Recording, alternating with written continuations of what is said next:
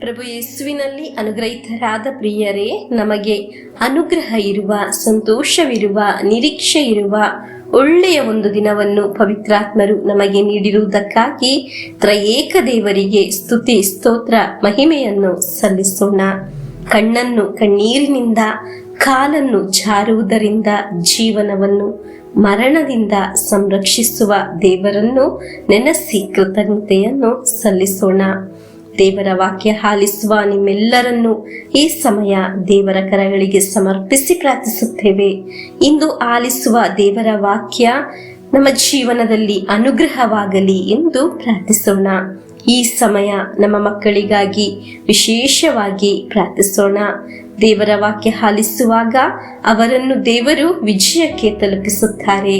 ಪ್ರಿಯರೇ, ಈ ತಿಂಗಳು 28ರಿಂದ 10 ದಿನ ಈ ಅನುಗ್ರಹ ಧ್ಯಾನ ಮಂದಿರದಲ್ಲಿ ಮಕ್ಕಳಿಗಾಗಿ ಉಪವಾಸ ಪ್ರಾರ್ಥನೆ ಮಾಡುತ್ತಿದ್ದೇವೆ. ಸಾಧ್ಯವಾದರೆ 1 ಹೊತ್ತು ಉಪವಾಸ ಮಾಡಿ ನಿಮ್ಮ ಮಕ್ಕಳಿಗಾಗಿ ಪ್ರಾರ್ಥಿಸಿರಿ. ನಮಗೆ ನಿರೀಕ್ಷೆಯಿಂದ ದೇವರ ವಾಕ್ಯವನ್ನು ಆಲಿಸೋಣ. ಲೂಕನ ಶುಭ ಸಂದೇಶ 1ನೇ ಅಧ್ಯಾಯ 37 ಮತ್ತು 38ನೇ ವಾಕ್ಯ. ದೇವರಿಗೆ ಅಸಾಧ್ಯವಾದದ್ದು ಯಾವುದೂ ಇಲ್ಲ ಎಂದನು. ಆಗ ಮರಿಯಳು, ಇಗೋ, ನಾನು ದೇವರ ಸೇವಕಿ, ನೀವು ಹೇಳಿದಂತೆ ನನಗಾಗಲಿ ಎಂದಳು. ದೇವದೂತನು ಆಕೆಯನ್ನು ಬೀಳ್ಕೊಟ್ಟು ಅದೃಶ್ಯನಾದನು. ಪ್ರಿಯರೇ, ದೇವರ ವಾಕ್ಯವಾಗಿದ್ದೇ ನಾವು ಆಲಿಸಿರುವುದು. ಮಾತೆ ಮರಿಯಮ್ಮನವರು ದೇವದೂತನ ಹತ್ತಿರ ಹೇಳಿದ ಮಾತಾಗಿದೆ. ದೇವರಿಂದ ಆಲಿಸಿದ್ದ ವಾಕ್ಯದಲ್ಲಿ ಆಮೇನ್ ಎಂದು ಸ್ವೀಕರಿಸಿದ್ದವರು ಆಗಿದ್ದಾರೆ ಮಾತೆ ಮರಿಯಮ್ಮನವರು. ಅಮ್ಮನ ದೊಡ್ಡ ಜ್ಞಾನವಾಗಿದೆ. ನಾವು ಲೂಕನ ಶುಭ ಸಂದೇಶ 1ನೇ ಅಧ್ಯಾಯ 49ನೇ ವಾಕ್ಯದಲ್ಲಿ ಆಲಿಸುವುದು. ದೇವರ ವಾಕ್ಯವನ್ನು ಆಲಿಸೋಣ. ಏಕೆನೆ ಮಾಡಿಹ ನಿನಗೆ ಸರ್ವಶಕ್ತನು ಮಹತ್ ಕಾರ್ಯ, ನಿಜಕ್ಕೂ ಆತನ ನಾಮಧೇಯ ಪರಮ ಪೂಜ್ಯ. ಪ್ರಿಯರೇ, ದೇವರ ವಾಕ್ಯವನ್ನು ವಿಶ್ವಾಸದಿಂದ ಸ್ವೀಕರಿಸುವುದು, ಆ ವಾಕ್ಯಕ್ಕೆ ಆಮೇನ್ ಎಂದು ಹೇಳಿ ಸ್ವೀಕರಿಸುವಾಗ ಪರಿಶುದ್ಧ ಮಾತೆ ಮರಿಯಮ್ಮನವರ ಜೀವನದಲ್ಲಿ ಸಂಭವಿಸಿದ ಕಾರ್ಯಗಳನ್ನು ಅಮ್ಮನೇ ಸಾಕ್ಷಿ ನೀಡಿದ್ದಾರೆ. ಶಕ್ತರಾದ ದೇವರು ಮಹತ್ ಕಾರ್ಯವನ್ನು ಮಾಡಿದ ಒಂದು ಸಾಕ್ಷಿಯನ್ನು ಅಮ್ಮನೇ ನುಡಿದಿದ್ದಾರೆ.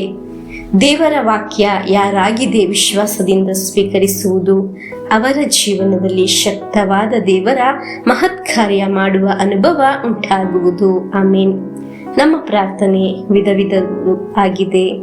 ಒಳ್ಳೆಯ ಒಂದು ಕೆಲಸ, ಒಳ್ಳೆಯ ಒಂದು ಭವನ, ಈ ರೋಗ ವಾಸಿಯಾಗಿದ್ದರೆ, ನಮ್ಮ ಮಕ್ಕಳು ಅವರ ಭವಿಷ್ಯ ಒಳ್ಳೆಯದಾಗಿದ್ದರೆ, ಸಾಲದ ಬಾಧೆ ನನ್ನಿಂದ ತೊಲಗಿದ್ದರೆ, ಹೀಗೆ ಪ್ರಾರ್ಥಿಸುವವರು ನಾವು. ಸಾಲದ ಬಾಧೆಯು ಹಣಕಾಸಿನ ವಿಷಯವನ್ನು ನೆನೆಸಿದರೆ ನಿದ್ರೆ ಮಾಡದೆ ಇರುವವರು ಇದ್ದಾರೆ. ಈ ಸಮಸ್ಯೆಯನ್ನು ನೋಡಿ ಇಂದು ಆಲಿಸಿದ ದೇವರ ವಾಕ್ಯವನ್ನು ವಿಶ್ವಾಸದಿಂದ ಸ್ವೀಕರಿಸೋಣ.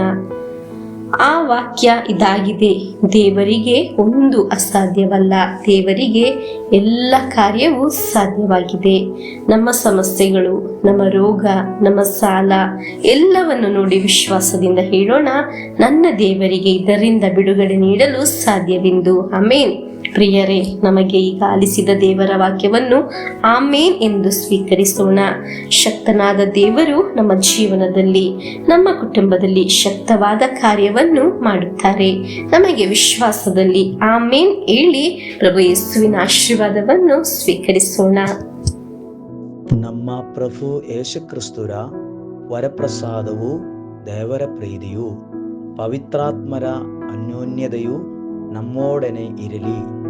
ರೋಗಗಳಿಂದ, ಅಪಘಾತದಿಂದ, ದುರ್ಮರಣದಿಂದ, ಅಗಾಲಿದ ಮರಣದಿಂದ, ಅಸೂಯೆಯಿಂದ, ಮೋಸವಂದನೆಯಿಂದೆಲ್ಲ ದೇವರು ನಮ್ಮನ್ನು ಸಂರಕ್ಷಿಸಲಿ. ಹಾಲೆಲೂಯ. ಆಮೇನ್.